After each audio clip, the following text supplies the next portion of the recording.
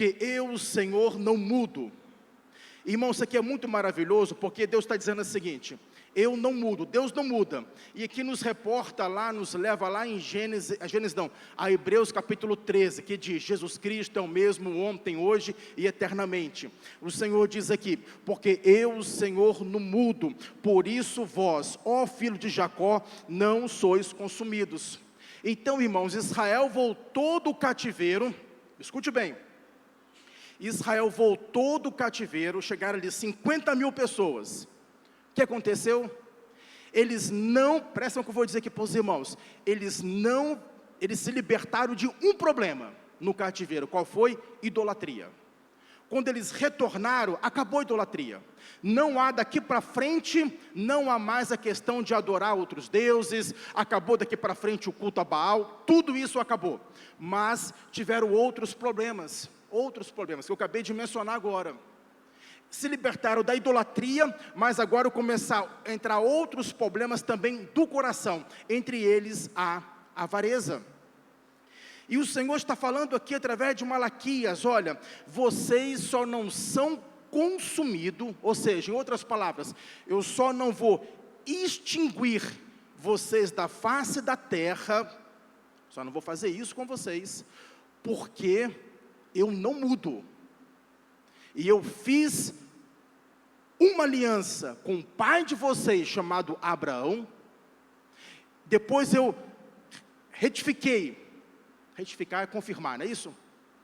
Ratificar é confirmar. Depois eu ratifiquei esta aliança com Moisés, lá no deserto. E depois eu ratifiquei novamente esta aliança com Davi. E disse que de Davi viria um sucessor, que seria eterno, apontando para Jesus. A única razão de eu não destruir vocês é porque eu não mudo, e glória a Deus por isso, irmãos, porque Deus não muda. Deixa eu abrir um parênteses agora aqui, porque se fosse pelos nossos pecados, o quanto a gente distancia de Deus, o quanto a gente afasta de Deus, o quanto a gente erra, o quanto a gente promete que vai acertar e não acerta, não é verdade? Se fosse por isso, nós realmente não estaríamos, nenhum de nós estaríamos aqui hoje, mas estamos aqui por causa da misericórdia de Deus, porque Jesus não muda, porque é uma aliança de sangue.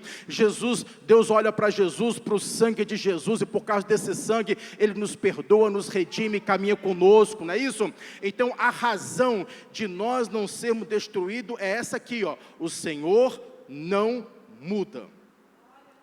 Versículo 7, Ele está dizendo aqui: desde os dias de vossos pais, olha só, irmãos, vos desviaste dos meus estatutos. Esses vossos pais aqui, está apontando lá para trás.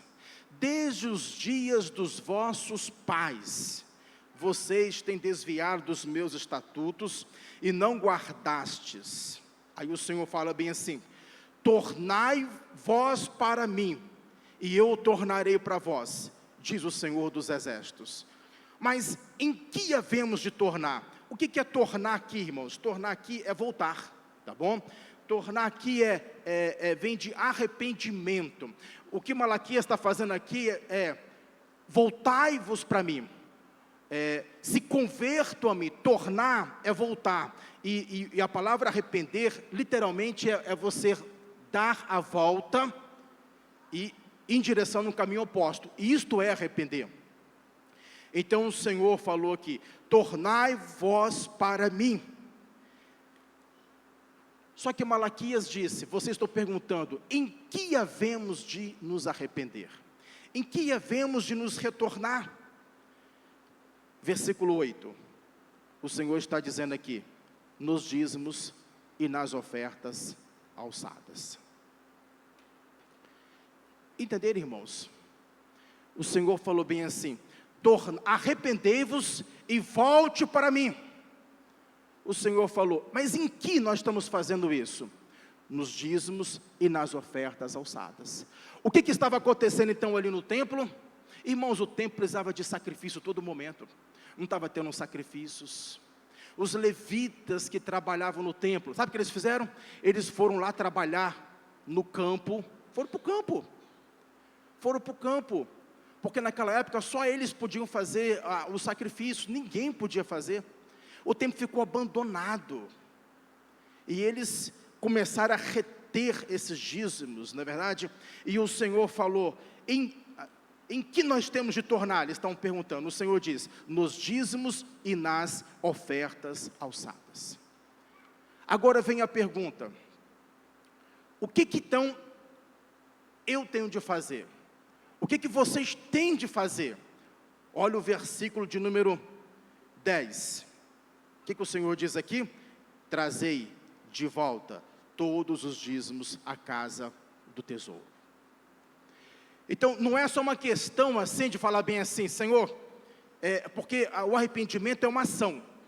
Não adianta você chorar e não mudar, não é isso?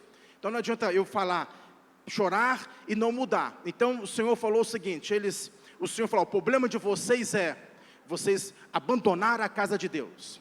Vocês retiveram porque vocês entenderam a palavra de Deus de forma errada. Entenderam as profecias de forma errada. E vocês começaram a reter aquilo que não é de vocês, aquilo que é de Deus. E o Senhor vai lá e fala para ele o seguinte, tornai-vos para mim. E se vocês tornar para mim, se vocês se virarem para mim, eu vou virar para vocês. Vocês estão perguntando, agora vocês querem saber aonde é que vocês estão errando? Nos dízimos, nas ofertas. Quer saber o que vocês têm de fazer? Eles perguntaram, o que nós temos de fazer? O arrependimento não é tanto falar, é ação. Trazei todos os dízimos à casa do tesouro.